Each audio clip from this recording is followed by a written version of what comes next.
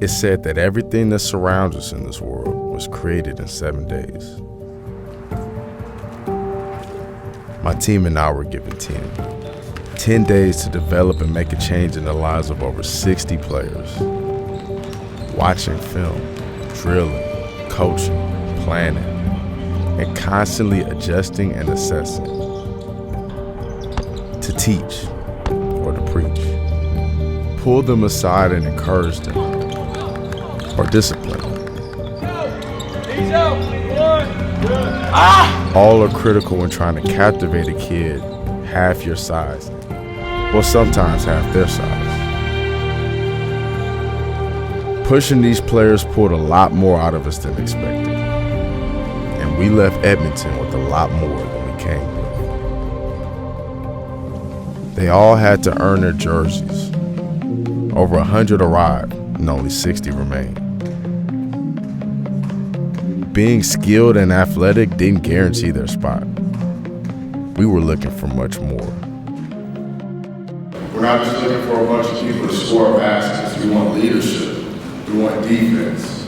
Players who like to play in a team environment. Players who hustle. All right? Look around. Not everybody's going to make it. Yeah, so give it everything you got.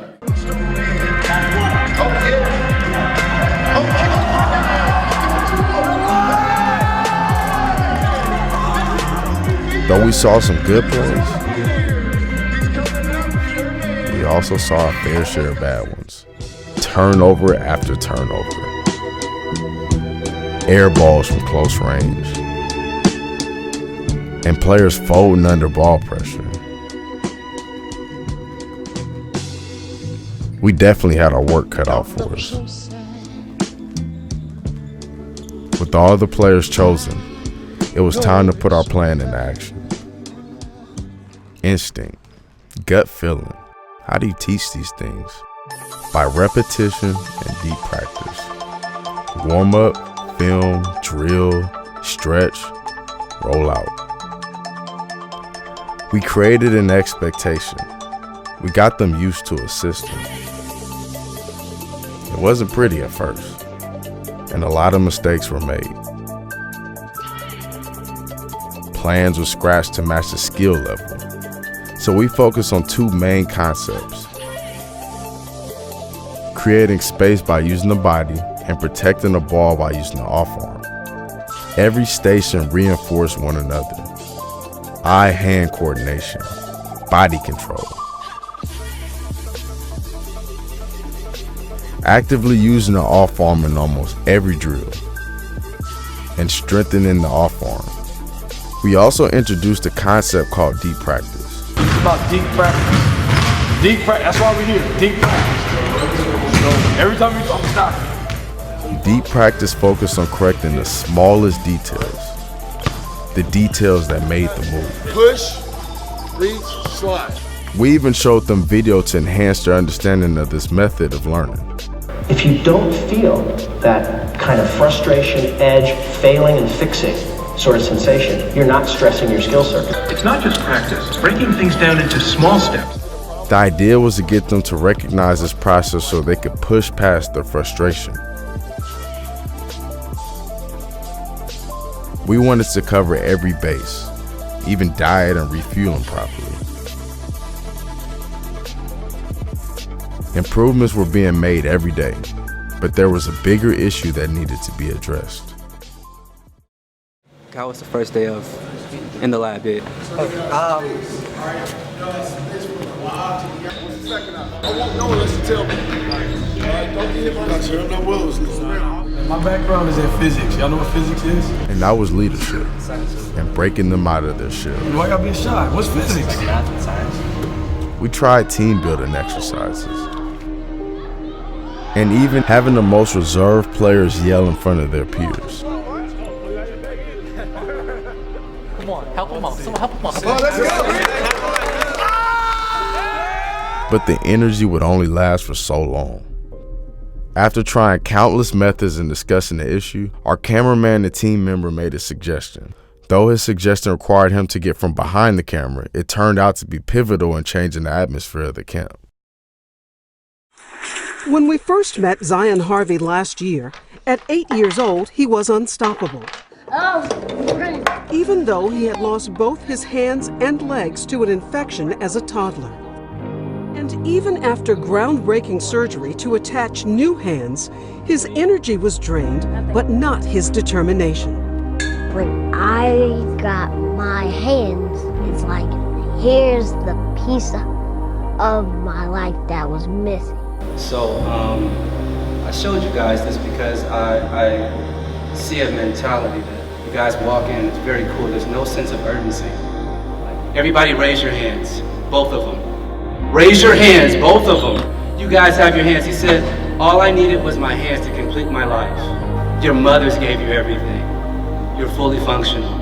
What is your excuse? We believe in you. If nobody told you, I believe in you, I believe in you, I believe in you, I believe in you. We saw something, so that's why you're here. You had to work to get to a certain point. Do not stop. Focus. It's not about you. It's about what you can give.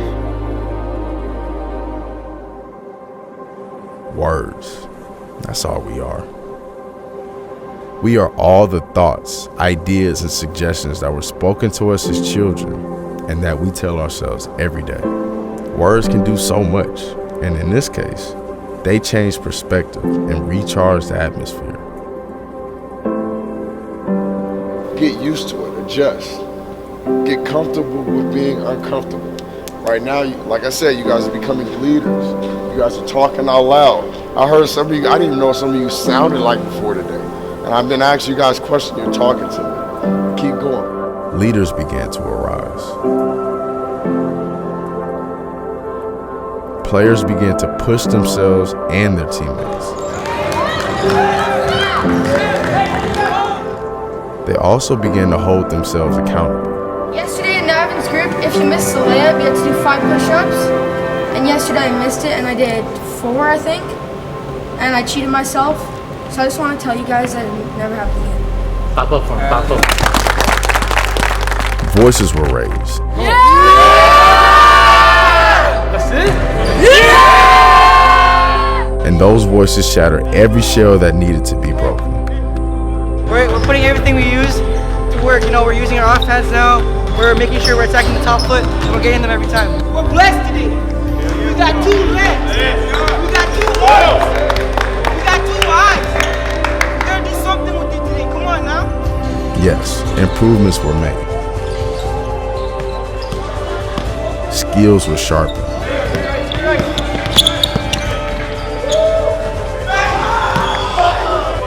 But those improvements wouldn't have meant anything if we didn't help them realize what lay dormant in each one of them. And that was the ability to become a leader. The ability to stand and demand a better version of themselves and help affect change around them.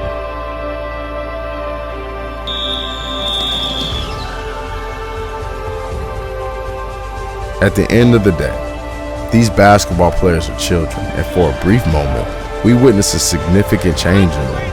But it's the moment when they realize how far they've come that's truly special. Now this guy right here, probably one of the smallest guys in the camp, but he played like he's the biggest. Every drill, he's always first, he's working real hard. I mean, even the day he came out killing. Man, run.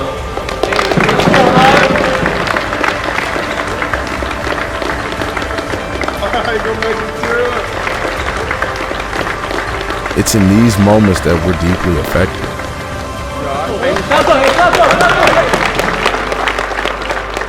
Edmonton was definitely the birthplace of something special, and it's a place that we will always carry with us wherever we go.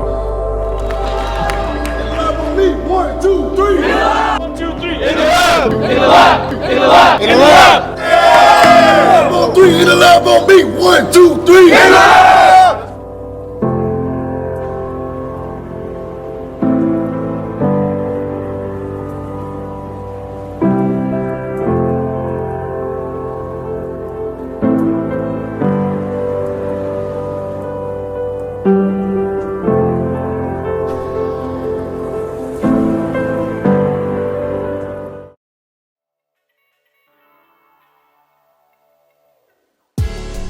We hope you guys enjoyed the video.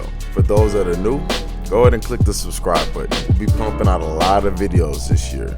And in the meantime, go ahead and check out some of the other stuff on our channel. And we'll see you next time.